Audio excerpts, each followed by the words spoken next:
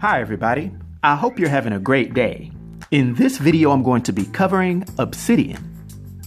He made his first appearance in All-Star Squadron issue number 25 that was released in September of 1983. His real name is Todd James Rice, and he stands 5 feet 11 inches tall, weighing 193 pounds, also having brown eyes and brown hair. Now, Obsidian is the son of the original Green Lantern, aka Sentinel, as well as the supervillainess named Thorn. Obsidian obtained his abilities due to his father's exposure in a battle with the shadowy-based powers of Ian Karkull.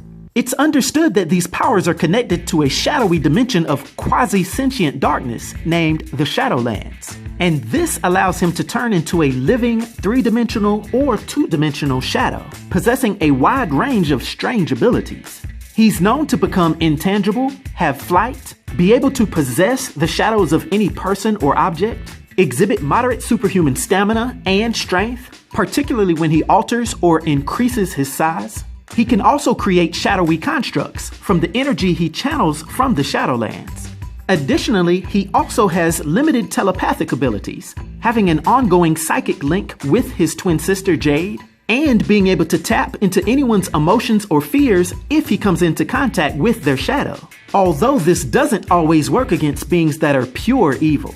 The only major drawbacks that Obsidian has is an extreme vulnerability to bright light, as well as struggling with schizophrenia, which has had a huge impact on his alignment, most of the time being a superhero, but at times acting as a bad guy. Now, Todd actually grew up in an abusive foster home in Milwaukee, later in his teens learning about and finding his twin sister named Jennie-Lynn Hayden, also known as Jade, who, by the way, got her powers from their superhero father, Green Lantern. When the two siblings linked up, they decided to follow in the footsteps of their dad and become superheroes, being founding members of the Infinity Inc. team, which was made up of various second-generation metahumans. He would even later temporarily team up with the Justice League.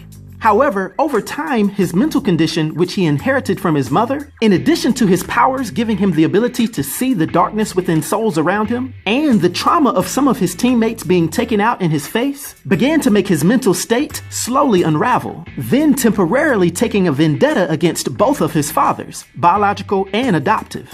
He'd be further corrupted by interacting with Karkull, which would basically turn Obsidian pure evil, now using his immense powers to put darkness all over the planet. It would take a huge battle with the Justice Society of America, as well as his adoptive father sacrificing himself to give his other father, the Green Lantern, the opportunity to stop him. Obsidian would then escape to the other dimensional Shadowlands, joining up with the dark villains Mordru and Eclipso, looking to get revenge on his father and the Justice Society. But this time when Obsidian was beaten, his mental illness was cured, giving balance back to his life and aligning him back with good. From here, Obsidian's powers would fade, and Todd would then go into retirement. But after his twin sister Jade died during the Infinite Crisis, his powers would spark back up within him, and he'd rejoin the heroic adventures of JSA and the Justice League. Now, for his powers and abilities, and his influence on the DC Universe, for my 1 to 10 rating, I'll give Obsidian a rating of 6, which is an expert rating.